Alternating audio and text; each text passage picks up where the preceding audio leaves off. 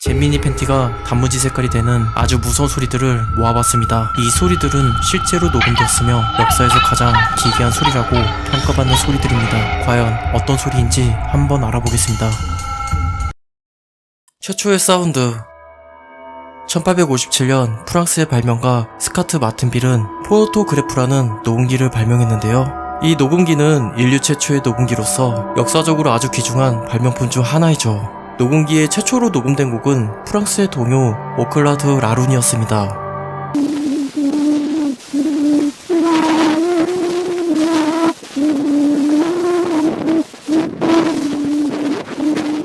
동요라고 믿기 어려울 정도로 정말 소름 끼치는 소리인데요. 좋지 않은 음질에서 흘러나오는 여성의 목소리는 귀신의 목소리처럼 들리기까지 합니다. 당시 이걸 듣고 자란 재민이들의 반응은 어땠을까요? 두 번째, 말하는 인형. 발명왕 에디슨은 말하는 인형을 만들었는데요. 1877년에 소리를 녹음하는 기계 치금기를 발명한 에디슨은 이 기능을 활용해 소형화된 치금기를 인형 안에 설치했습니다. 6주 분량의 동요가 들어있었는데 아이들은 이것을 듣고 울음을 터뜨리게 되죠.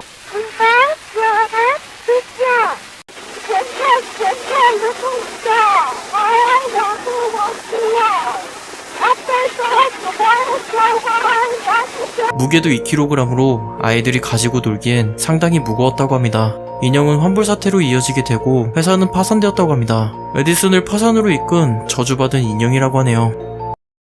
세 번째, 토성의 소리.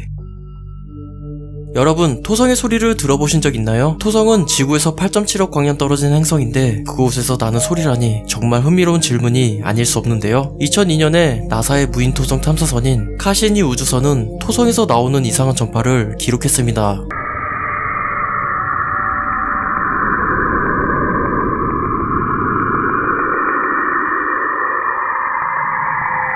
소리는 어떤 우주의 신비함보다는 끝을 알 수 없는 무한한 공간에서 울려 퍼지는 절규하는 인간의 비명소리처럼 들립니다. 우주 공포증이 생길 것 같은 매우 소름 끼치는 소리이죠. 왠지 지옥도의 BGM으로 잘 어울리지 않나요? 네 번째, 방황하는 영혼. 베트남전에서 미군은 게릴라전 때문에 고전을 면치 못했는데요. 이에 미군은 베트콩들의 사기를 꺾기 위해 방황하는 영혼이라는 작전을 수행하기로 합니다. 이 작전은 전쟁의 역사에서 가장 기괴한 작전이라고 평가받고 있죠. 베트남에서는 죽은 후에 고향에 묻히지 않으면 떠도는 귀신이 된다는 오랜 미신이 있습니다. 미군은 이 미신을 이용한 것인데요. 전쟁 중에 헛되이 죽지 말라는 메시지를 귀신의 곡소리처럼 만든 것이었죠. 이 작전은 이런 미신을 이용해 베트콩들이 스스로 투항하도록 유도하는 심리작전이었습니다.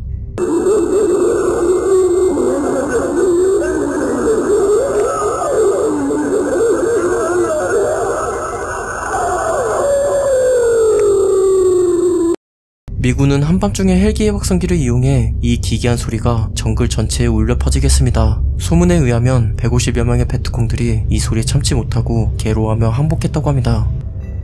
다섯 번째, 난수방송.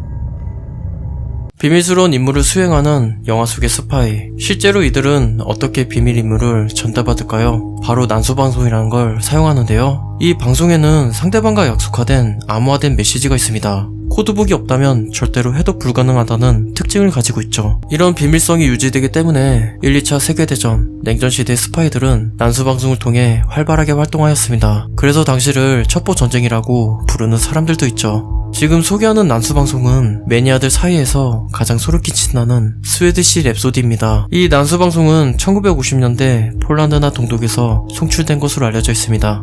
오르골의 음악 소리가 몇 차례 반복되고 으스스한 여자의 목소리가 독일어 숫자를 한자씩 끊어서 읽어줍니다.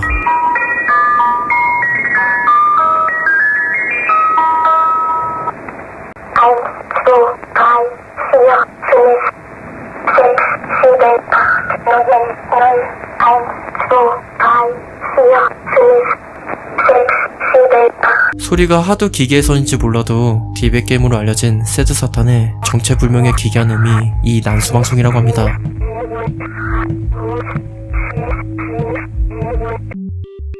여섯 번째, 와우 시그널.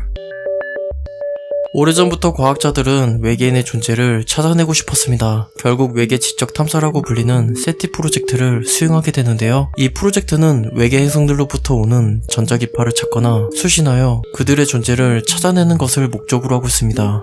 1977년 오하이오 주립대학의 빅이어 전파 망원경은 우주 공간에서 아주 특이한 신호를 포착하는데요.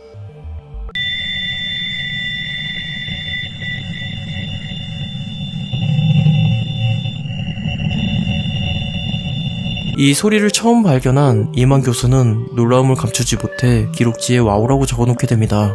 이후에 이 신호는 와우 시그널이라고 불리게 되죠. 신호가 텅 빈 우주 공간에서 왔다는 점을 주목해야 합니다. 무의 영역에서 어떻게 신호가 전송될 수 있었던 걸까요? 7번째, 마지막 캐스트라또.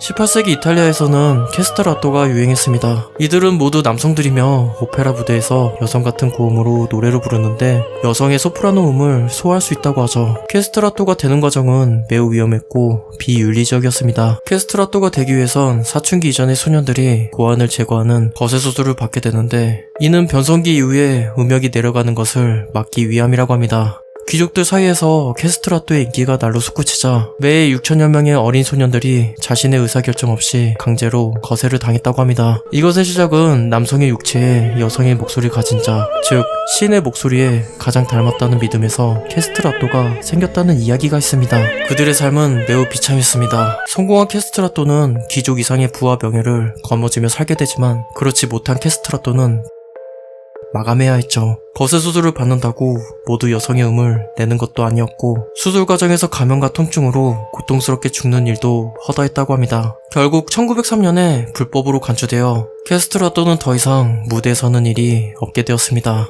이 녹음은 마지막 캐스트라또라고 알려진 알렉산드로 모레스키의 음성입니다.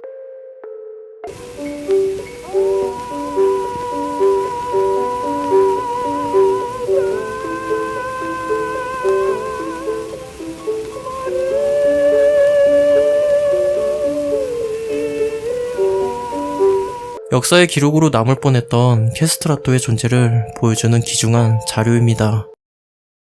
8번째, 마지막 우주 비행사.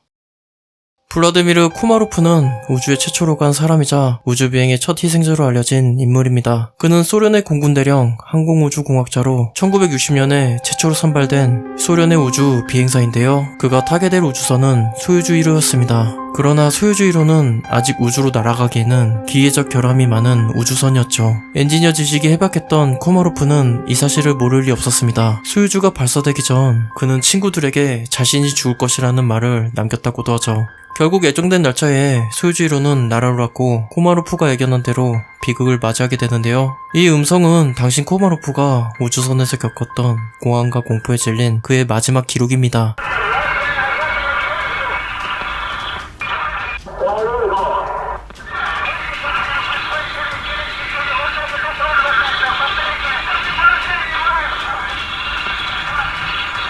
이 사건은 치열했던 냉전시대에 우주경쟁에서 희생된 가장 안타까운 사건 중 하나였습니다.